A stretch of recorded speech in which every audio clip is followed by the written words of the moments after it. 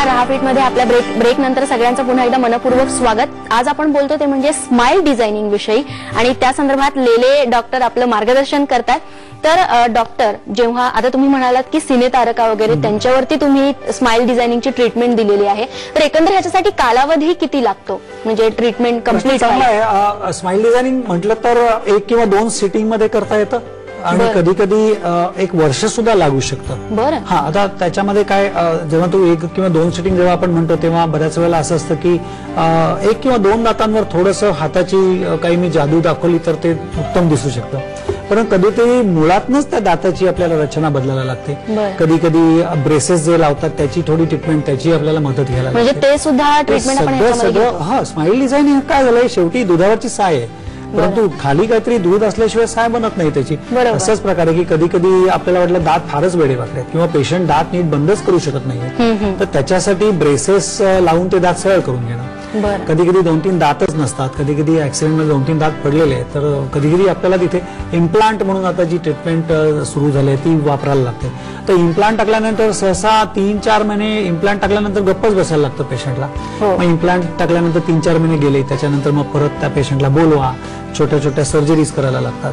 तर एखादं वर्ष सुद्धा लागू शकतो. पण त्याला मग स्माइल डिझाइन असा शब्द नाही वापरत आम्ही, त्याला टोटल ओरल रिहॅबिलिटेशन असा छोटासा शब्द आहे की त्याच्यामध्ये खायचे दात असतात ते आपण जास्त चांगले करतो. खायचे दात चांगले करून मिळाले तर पेशंट स्वतःहूनच मग खुश राहायला लागते किंवा लागतो, त्यांनी मग त्याचं सौंदर्य जास्त खुलतं. बरोबर. पण बऱ्याच वेळेला आता तू म्हणतेस त्याप्रमाणे 1-2 सिटिंग मध्ये जे बरेचसे पेशंट्स आपण करतो त्याच्यामध्ये आता 2 दातांमध्ये फट आहे नुसती. पूर्वी ते भाग्यशाली लक्षण समजलं जायचं, परंतु आता ते दुर्भाग्य समजलं जात आहे. कारण मग ते डायरेक्टर म्हणतात ती फट नको आम्हाला. तर ते आता कॉम्पोजिट्स म्हणून अतिशय सुंदर दाताच्या रंगाची मटेरियल्स काही मिळतात, त्याची डायरेक्ट दातांवर आपण बॉन्ड करू शकतो. मुली नेल पॉलिश लावतात, तो प्रकार त्या दातांच्या फटीमध्ये तो बेमालूम लावणं, त्याच्या मागे सायन्स त्याचं आत्मसात करणं किंवा त्याच्यासाठी लागणारं कौशल्य आत्मसात करणं. आता मी एकटा असं नाही करणारे बरेच लोक माझ्यासारखे करायला लागलेत. पण तरी पण जसं आपण म्हणतो की ऍक्टिंग आणि सौंदर्य, तर आपण माधुरीचा नंबर लावतो वरती, तसं मग पेशंट्स ठरवतात की कोणाचा नंबर वरती लावायचा. बरोबर. त्याप्रमाणे ट्रीटमेंट करायला. नक्कीच. तर आपण या संदर्भात चर्चा करूयात. मात्र अंधेरीवरून पद्मश्री आहे आपल्यासोबत. पद्मश्री, आपला प्रश्न विचारा. हा, नमस्कार. नमस्कार. हा, मला असं विचारायचंय की मी 50+ आहे. बरं. माझे दात थोडेसे वेडेवाकडे आहेत आणि जेव्हा लहानपणी म्हणजे शाळेत कॉलेजमध्ये असताना मला दाताची ट्रीटमेंट घ्यायची होती तेव्हा असं सांगितलं की बरेचसे दात तुम्हाला काढावे लागतील, 2, 4 वगैरे. मला असं वाटलं इतक्या पक्केपणात म्हणजे पक्के असलेले दात काढून आणि मग खूप वाईट काही झालं तर असं भीती वाटली मला समोर, म्हणून मग मी नाही म्हटलं. पण ह्याला वयाची मर्यादा आहे का, किंवा कितव्या वर्षीपर्यंत हे करणं, कुठल्याही तऱ्हेची दाताची ट्रीटमेंट नीट करणं? तर थोडेसे वेडेवाकडे आणि स्माइल जर चांगलं आलं तर खूप फरक पडेल सगळ्या चेहऱ्यात, कॉन्फिडन्स येतो तो भाग वेगळा. आता मी ऐकतेच आहे सगळं इतकं छान, तर त्याबद्दल सांगावं ना काही, ही वयाची मर्यादा आहे का आणि आता मी 50 आहे तर काही करू शकतो का? प्रश्न तुमचा अतिशय चांगला आहे. पहिली गुड न्यूज तुमच्या दृष्टीने की वयाची याला मर्यादा नाही. पूर्वी एकेकाळी आम्हीच दंतवैद्य सांगायचो की 50 नंतर हे करता येत नाही, परंतु शास्त्रीय दृष्टिकोनातून बघितलं जातं आता गोष्टी इतक्या पुढे गेलेल्या आहेत की 50ला 60ला. परवा आमच्याकडे एक 72 वर्षाची तरुण आजी आली होती आणि ती म्हणाली माझे दात मला सरळ करून पाहिजेत. तर 72 वर्षासाठी सुद्धा आम्ही ते वापरू शकतो, तुमच्यासाठी का नाही वापरता येणार? तर जरूर तुम्ही दंतवैद्याचा सल्ला घ्या. त्यावेळेला तुम्ही म्हणता त्या वयामध्ये डेंटिस्ट्री बाल्यावस्थेत होती भारतामध्ये, जगामध्ये. तेव्हा ब्रेसेस ट्रीटमेंट करताना नेहमीच दात काढून मग ते दात आत घातले जायचे, परंतु आता ट्रीटमेंट्स अतिशय प्रगत झालेले आहेत. कमीत कमी दात काढून, कमीत कमी दाताचं नुकसान करून अतिशय सुंदर ट्रीटमेंट करता येतात. तर तुम्ही काही काळजी करू नका, जवळच्या जवळ तिथल्या डेंटिस्टचा जरूर सल्ला घ्या आणि all the best for you. बरं. तर शोभा मोरे आता आपल्या सोबत आहेत, आपण त्यांना हे करूयात. शोभा, आपला प्रश्न विचारा. हा, माझं समोरचं दात आहेत ना 2, त्यांच्यामध्ये गॅप आहे थोडंसं. बरं. आणि थोडंसं खाली आल्यानंतर फालतंय, मग त्याच्यासाठी ट्रीटमेंट काय? बरं. तर डॉक्टर, तुम्ही या संदर्भात उत्तर द्यालच. मात्र आत्ता राहापीठ मध्ये वेळ झालेली एका छोट्याशा ब्रेकची. मात्र ब्रेकला जाण्याआधी आठवण करून देते, ते म्हणजे 1 जून पासून स्टार माझा होतोय एबीपी माझा.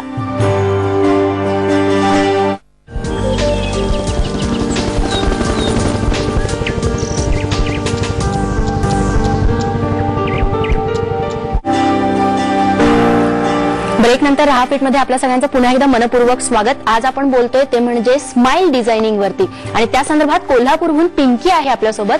पिंकी, आपला प्रश्न विचारा. पिंटू विभूती आहेत आपल्यासोबत. पिंटू, आपला प्रश्न विचारा. हॅलो. हा बोला, तुमचा आवाज पोहोचतोय. मॅडम, मला विचारत होतं ते स्मॉलचा खर्च किती येईल? बरं, तर जनरली सगळ्यांचाच हा प्रश्न असतो की एकंदर ह्याच्यासाठी खर्च किती येईल. बरोबर. पहिल्या प्रश्नाचं उत्तर आधीच्या व्यक्ती ज्या बोलत होत्या की दातांमध्ये फट एक दोन थोडा खाली आलाय दात, तर फटीसाठी फार उत्तम ट्रीटमेंट्स अवेलेबल आहेत. एका सिटिंगमध्ये तुम्ही तिथल्या डेंटिस्टकडे जाऊन विचारू शकता की दाताच्या रंगाचं फिलिंग मटेरियल वापरून आमच्या दातातल्या फटीचं काम करून देऊ शकता का तुम्ही. त्याला कॉम्पोजिट रेझिन फिलिंग असं म्हणतो आपण.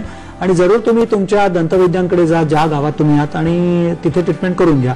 पुढचा जो प्रश्न होता की ट्रीटमेंटची किंमत किती असेल, त्या संदर्भात मी असं म्हणेन की पेशंटला बघितल्याशिवाय कुठल्याच डेंटिस्टला किंवा कोणी ना, उद्या तुम्ही हॉटेलमध्ये खायला गेलात तर तुम्ही काय खाता त्याप्रमाणे बिल मिळतं.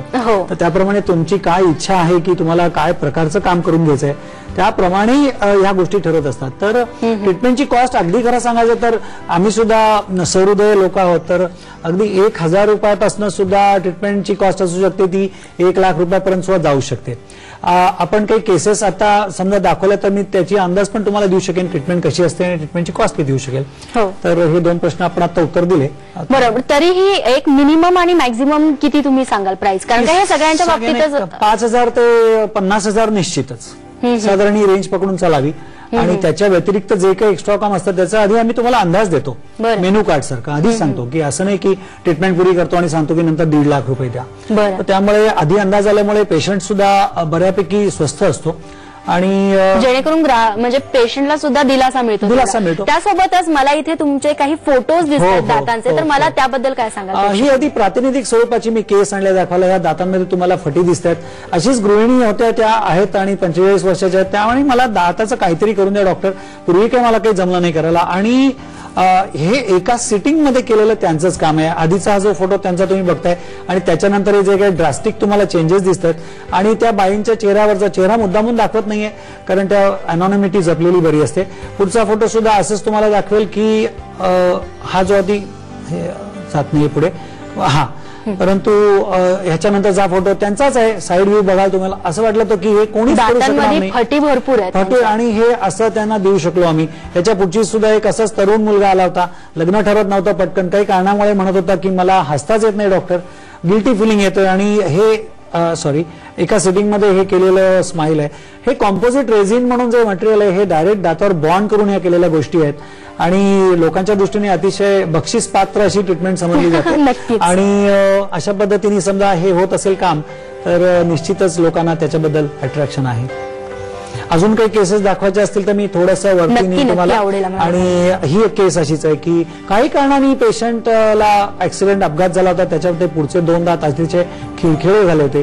काही दंतवैद्य त्यांना इम्प्लांट सांगितले होते करायला, काहींनी क्लिपची ट्रीटमेंट सांगितली होती, परंतु एक्सरे काढता असं लक्षात आलं की आतमध्ये बोन नावाचा प्रकारच राहिलेला नाही. तर तेव्हा मात्र मग ह्या अशा प्रकारचे ट्रीटमेंट्स करून तुम्ही तेच दात अतिशय सुंदररित्या परत बसू शकता. म्हणजे हे सगळे ते ओरिजिनल त्यांचे दात आहेत, तुम्ही फक्त ते. हो, या केसमध्ये मात्र तुम्हाला सांगणं जरुरीच आहे, पुढचे 2 दात हे आपल्याला काही कारणाने काढायला लागले आणि त्याच्यानंतर ही ट्रीटमेंट केली. म्हणजे बाकीच्यांचे जी ट्रीटमेंट केलेली आहे त्यांची ओरिजिनल ते दात होते. अगदी बरोबर. आता ह्याच्यात सुद्धा ही एक ओरिजिनल दाताची केस आहे आणि मधला दात काही कारणाने याचा पटाशीचा गेलेला दिसतोय बघा.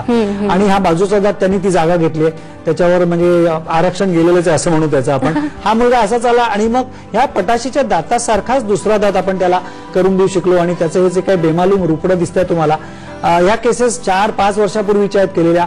अतिशय सुंदररित्या लोक मेंटेन करतात आणि माझं नाव पण मोठं होत आहे, त्याप्रमाणे पेशंट सुद्धा खूप मोठे होत चालले त्यांच्या जीवनामध्ये. अतिशय आणि त्यांच्या जीवनात एक नवीन हास्य निर्मिती तुमच्या मार्फत होतीये. त्यासोबतच आता आपण ह्या सगळ्या ट्रीटमेंट्स बद्दल बघितलं, डेमो बघितले, हे सगळे एक विचारावं असं वाटतं की हे सगळे परमनंट सोल्युशन आहे का, की ह्याच्यामध्ये काही मध्ये मध्ये त्याला ट्रीटमेंट घ्याव्याच लागतात? प्रश्न चांगला आहे. परमनंट सोल्युशन असा शब्द नाही. म्हणजे कोणी विचारतो आम्हाला की ट्रीटमेंट परमनंट आहे का. आता फ्रीज पण आपण विकत गेला तर आपण काय असं विचारतो का की हा परमनंट आहे का, आम्हाला जीवनभर आम्हाला गार करत राहील का. तर उत्तर आहे मशीन आहे ते. तोंड सुद्धा आपलं एक फार मोठं मशीन आहे. जेव्हा आम्ही एखादी गोष्ट त्या यंत्रामध्ये घालतो तर त्या यंत्रामध्ये घातलेल्या कुठल्याही वस्तूला तिचा स्वतःचा एक आयुर्वेद मर्यादा आहे. तसं आपण आता डिशवॉशर आहे आपल्याकडे, तर त्याचे आपण एक मेंटेनन्स फेज किंवा अॅन्युअल मेंटेनन्स कॉन्ट्रॅक्ट करतो. तसं आम्ही आमच्या पेशंटला रिक्वेस्ट करतो की तुम्ही दरवर्षी सद्गृहस्थ तू एकदा माझ्याकडे येत जा, मी तुझे दात नीट एकदा बघत जाईन. असं वाटलं कुठे काही थोडाफार डॅमेज आहे, रिपेरेबल असतं ते. आणि असे माझे हे सगळे पेशंट आमच्या सॉफ्टवेअरवर असतात आणि या सगळ्यांना 6 महिन्यांनी आणि वर्षभराने आम्ही रिमाइंड करतो की तुम्ही आमच्याकडे या. त्या चेकअपचे आम्ही पैसे घेत नाही, त्यामुळे पेशंट अतिशय आनंदाने येतात. आणि तुम्हाला सांगायला मला फार आनंद वाटतो की या मटेरियलचे जे वापरतो त्याची लॉन्जिव्हिटी म्हणजे त्याची आयुर्वेद खूप चांगली आहे, त्यामुळे हे वापरलं जातं. बरोबर. तर या सगळ्या संदर्भात डॉक्टर तुम्ही एवढं छान मार्गदर्शन केलेलं आहे, प्रेक्षकांनीही खूप भरभरून प्रतिसाद दिलेला आहे. थँक्स डॉक्टर एवढ्या छान मार्गदर्शनाबद्दल. आणि जाता जाता हे सांगावं असं वाटतं ते म्हणजे दात हे आपल्या हास्याचा एक अविभाज्य भाग आहे, तेव्हा ते नक्की जपा. आणि जर ते चांगले नसतील तर अशा प्रकारचं स्माइल ट्रीटमेंट तुम्ही नक्कीच करू शकता. रहा फिटमध्ये आता आपण इथेच थांबतोय, मात्र जाण्यापूर्वी आठवण करून देते 1 जून पासून स्टार माझा होतोय एबीपी माझा.